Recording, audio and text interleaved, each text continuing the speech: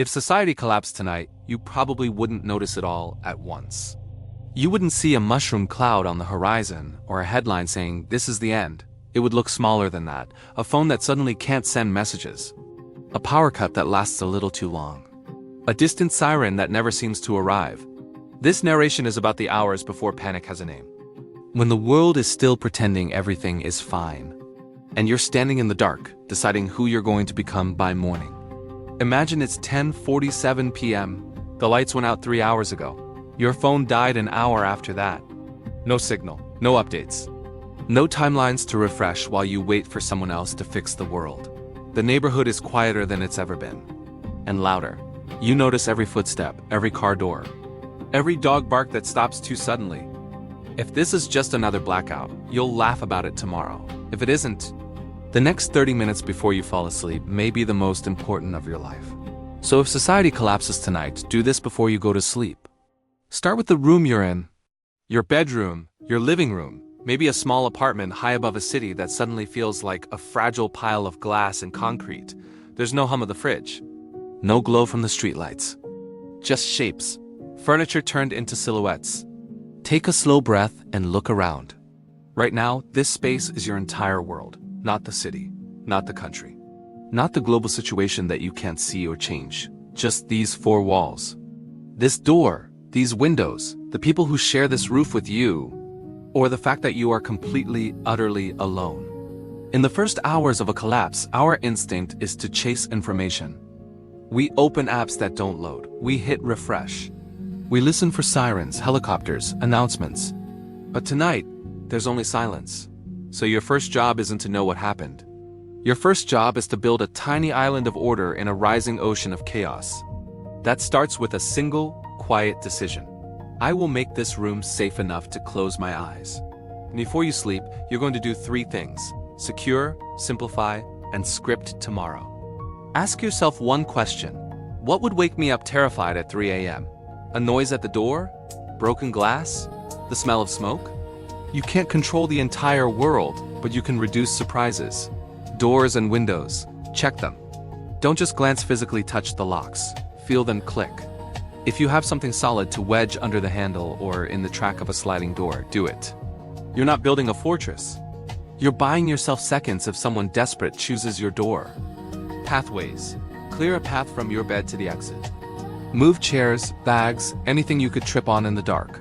If you wake to smoke or shouting, you won't have time to think about where you left your shoes. Light. Place a flashlight or candle where your hand will naturally fall when you wake, not in a drawer, not buried in a backpack, right beside you. Darkness is more frightening when it's stubborn. Give yourself the power to push it back instantly. As you do these small things, notice what's happening inside you, your heartbeat slowing, thoughts turning from what if to I have a plan. If society really is tearing at the edges, complexity becomes your enemy. Find a bag. Any bag. Into it, place only what matters for the first 12 hours of tomorrow. ID, a small amount of cash. Any essential medication. A water bottle, even if it's only half full. A snack with real calories, not just a candy wrapper. A small notepad and pen. In a world without power, paper remembers what your phone can't. If you have family or roommates, tell them. If we have to leave quickly, this is the bag I grab. This is where it lives. You're not bugging out. You're removing friction from the moment when tonight's questions become tomorrow's decisions. In a collapse, tomorrow morning is an emotional minefield. Your imagination will fill the silence with the worst-case scenario. So pre-write the first act of tomorrow while your mind is still clear. Whisper it out loud if you need to. When I wake up, I'll drink some water, check on names of people, and look outside carefully. I'll listen, I won't rush. Then I'll decide whether to stay put or move. You're giving your future self a script to follow instead of waking up and drowning in fear. Write down 3 questions you'll try to answer after sunrise. Is this emergency local or larger? Is my home still the safest place I know? Who do I absolutely need to check on today? Fold the paper and tuck it into your pocket or your bag. You're not predicting the future. You're reminding yourself that you still have agency in it. Now, step back from your small island of order and consider the shoreline around you. If society is collapsing tonight, it isn't collapsing evenly. Some people are already out there trying every door, every opportunity. Others are sitting in their dark kitchens, waiting for the lights to come back on, refusing to believe this is anything more than a temporary glitch. Most people, though, are like you, surprised, unprepared, and suddenly aware of how thin the layer of normal life really was. In the hours after a disaster, human behavior splits. A few become predators. A few become protectors. The majority freeze, follow, or panic. Your quiet preparations tonight are not about turning you into a hero or a warrior. They're about keeping you out of that frozen, panicked middle, the group that waits for instructions that will never come. Remember, desperation makes people loud. Fear makes people unpredictable, but calm is contagious too. If you live with others, your calm presence checking locks, laying out water, speaking softly about a plan gives them permission to unclench their fists, to breathe, to think. You can't fix the world tonight, but you can shape how your tiny corner of it behaves when morning comes. So if society collapses tonight before you go to sleep, don't chase every rumor in the dark. Don't let your mind spiral into scenarios you can't control.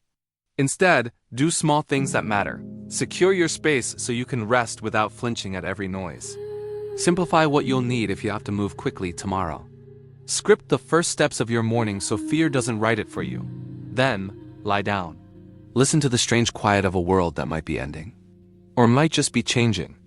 Feel the mattress under you, the weight of the blanket, the rhythm of your breathing. For all its flaws, this body is still the best survival gear you own. It needs rest. Civilizations fall in headlines and history books. But they also fall in bedrooms, in small decisions made by tired people in the dark. Tonight, your decision is simple.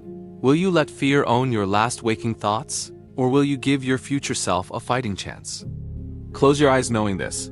You don't control when the lights come back on. You don't control what burns or breaks or never quite returns to normal. But you do control how you meet the morning panicked and scattered, or prepared, however imperfectly, to take the next quiet, deliberate step in a world that just changed its rules.